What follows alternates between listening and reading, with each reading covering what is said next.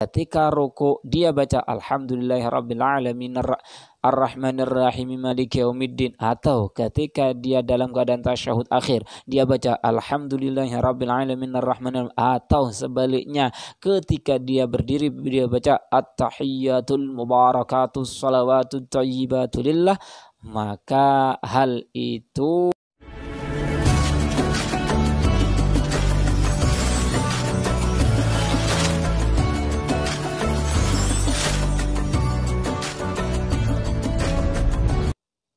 Assalamualaikum warahmatullahi wabarakatuh.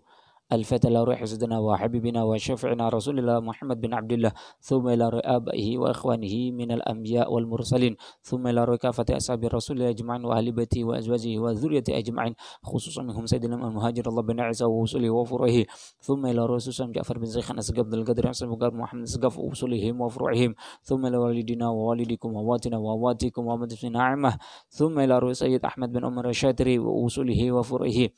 Al-Fatihah. A'udzu billahi minasyaitonir rajim. Bismillahirrahmanirrahim. Alhamdulillahirabbil alamin arrahmanir rahim maliki yaumiddin. Iyyaka na'budu wa iyyaka nasta'in. Ihdinas siratal mustaqim. Shiratal ladzina an'amta 'alaihim ghairil maghdubi 'alaihim waladdallin. Amin. Pertemuan kemarin kita sudah membahas tentang sunnah-sunnah ab'ad di dalam salat. Kemudian juga sudah kita bahas tentang macam-macam sunnah di dalam salat. Kemudian pada pertemuan kali ini kita akan membahas tentang makruh-makruhnya saat ketika kita salat. Di dalam kitab Yaqutun Nafis halaman 33. Bismillahirrahmanirrahim. Makruhatus shalah katsirah. Minha al-jahru fi mawdi'il israr wa aqsuh wal iltifat li ghairi hajah wal isyara li ghairi hajah wal isra' wal itan. Makruh-makruhnya salat itu sangatlah banyak.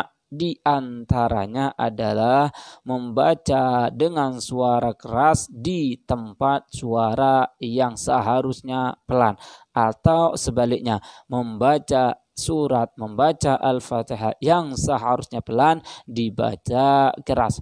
Misal contoh, ketika seseorang itu sholat zuhur, ternyata dia membaca Al-Fatihahnya dengan keras, maka itu hukumnya adalah makruh. Atau sebaliknya, dia sholat maghrib, isya, dan subuh, dia bacanya dalam keadaan sir, dalam keadaan pelan, maka itu hukumnya adalah makruh. Kemudian yang kedua, wal iltifat li ghairi hajah, toleh kanan, toleh kiri, itu hukumnya adalah makruh. Wajahnya, bukan sodernya, bukan dadanya. Namun kalau seandainya dadanya yang berpaling dari arah kiblat, maka batallah salatnya. Bismillahirrahmanirrahim sampai seperti ini, maka itu membatalkan salat. Kenapa? Karena dia dihukumi berpaling daripada arah kiblat.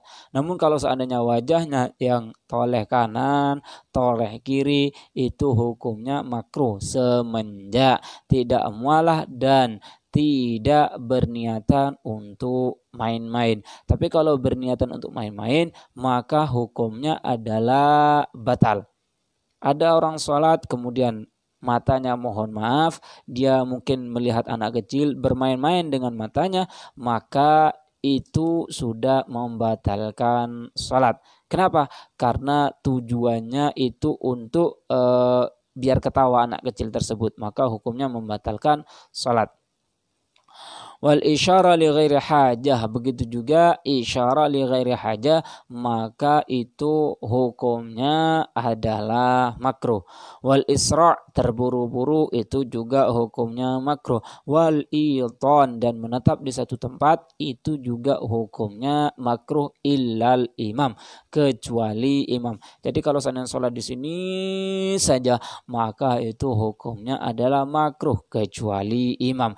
Kalau imam tidak usah berpindah-pindah, ya disitulah tempatnya.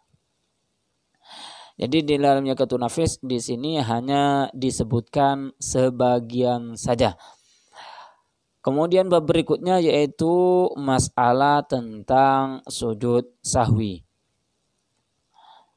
Sujud sahwi sajadatan qubailas salam yusannani li ahadi arba'ati asya' tarki ba'di min ab'adis salah wa ba'dihi walau harfan wa fi'li ma yubtul amduhu wa la yubtul sahwu idha fu'ila sahwan wa nakli ruknin qawliyin ila ghairi mahallih wa ika'u ruknin fi'liyin ma ihtimali ziyadah. Sujud sahwi adalah dua sujud yang dilaksanakan sebelum salam, menjelang salam. Jadi setelah membaca at-tahiyyat innaka hamidum majid, barulah kita sujud sebanyak 2 kali qubailas salam, yang sebentar lagi akan menuju salam. Yusanani li ahadi arba'i sya'. Sujud sahwi ini disunnahkan tak kala melakukan sebab-sebab yang ada 4. Sebab seorang tersebut disunnahkan untuk melaksanakan sujud sahwi itu ada 4 perkara. Yang pertama adalah tarki ba'dhin min ab'adis salah au ba'dihi walau harfan, meninggalkan sunnah ab'adnya salat, sunnah ab'adnya salat ataupun satu sunnah ab'adnya salat meskipun itu 1 huruf. Misal ketika dia salat, dia tidak membaca salawat pada tasyahud awalnya, maka hal tersebut juga disunnahkan untuk sujud sahwi.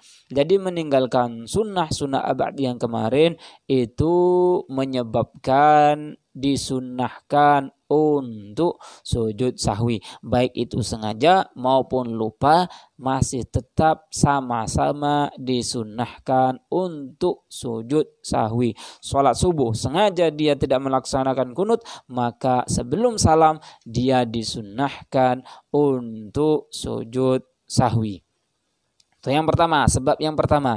Sekarang sebab yang kedua, wa fi'li ma yubtul amduhu wa la yubtul sahwu idza fu'ila sahwan, mengerjakan pekerjaan yang apabila dia dikerjakan dengan sengaja maka batal, tapi dia mengerjakannya dalam keadaan lupa. Contohnya di sini contohnya menambahi rukun. Dia berdiri menuju rakaat yang keempat keyakinan dia, padahal dia sudah rakaat yang kelima. Maksudnya seperti ini, seharusnya dia tasyahud akhir, di rakaat keempat dia tasyahud akhir, dia tidak. Dia masih menyangka rakaat tersebut adalah rakaat yang keempat. Dia berdiri. Setelah berdiri, ketika tasyahud kemudian ruku, i'tidal, sujud, duduk, sujud sampai tasyahud akhir, dia baru ingat, lah tadi itu ini adalah rakaat yang kelima, bagaimana? Lanjutkan, kemudian ditambah disunnahkan untuk sujud sahwi. Kenapa?